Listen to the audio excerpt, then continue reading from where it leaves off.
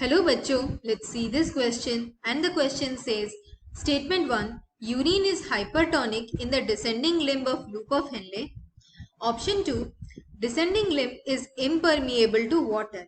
Option A both statement 1 and statement 2 are correct. Option B both statement 1 and statement 2 are incorrect. Option C statement 1 is correct, statement 2 is incorrect, and option D statement 1 is incorrect and statement 2 is correct.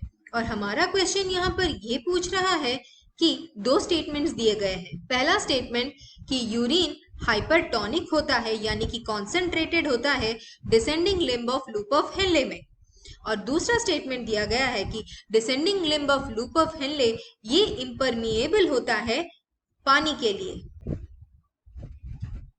और हमारा की concept यहाँ पर ये रहेगा कि renal tubules के function क्या है, और रीनल ट्यूब्यूल्स के फंक्शन ये हैं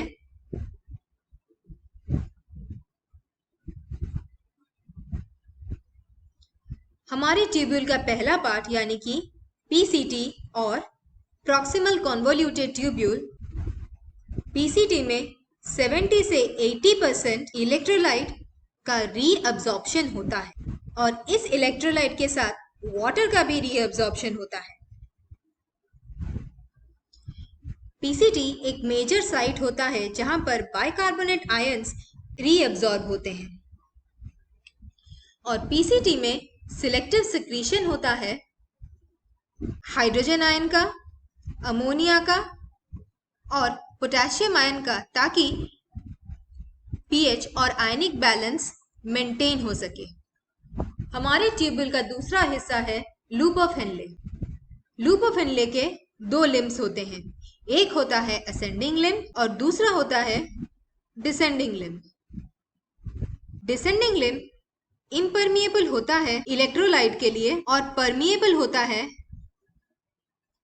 वाटर के लिए, यानी कि डिसेंडिंग लिम्ब में जब फिल्ट्रेट पास करता है तो इलेक्ट्रोलाइट मेडुलरी इंटरस्टिशियम को नहीं जा पाता लेकिन वाटर जा पाता है।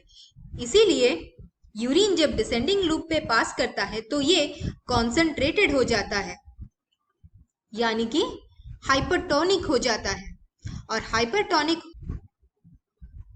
इसीलिए होता है क्योंकि descending limb of loop of Henley से इलेक्ट्रोलाइट पास नहीं करते और वाटर पास करता है, वो भी हमारे मेड्यूला को। असेंडिंग लिम्ब डिसेंडिंग लिम्ब का उल्टा होता है, इसीलिए ये इम्परमिएबल होता है वाटर के लिए और परमिएबल होता है इलेक्ट्रोलाइट के लिए। यानी कि जब फिल्ट्रेट पास करता है लूप ऑफ हेनले में तो फिल्ट्रेट हाइपोटोनिक हो जाता है यानी कि डाइल्यूटेड हो जाता है, क्योंकि यहाँ पर वाटर रिटेन हो जाता है हमारे लूप ऑफ हेनले में और इलेक्ट्रोलाइट वो पास हो जाता है मेड्यूला को। तो ट्यूब्यूल का तीसरा पार्ट है डीसीटी या फिर डिस्टल कॉन्वोल्यूटेड ट्यूब्यूल। डीसीटी में वाटर, सोडियम आयंस और बाइकार्बोनेट आयंस के रीअब्जॉर्प्शन होते हैं, और सिलेक्टिव सिक्रीशन होता है हाइड्रोजन आयन का, पोटेशियम आयंस का, ताकि बैलेंस मेंटेन रहे। और हमारा ट्यूब्यूल का आखिरी पार्ट है collecting duct. Collecting duct majorly water reabsorb करता है और ये सिक्रीट करता है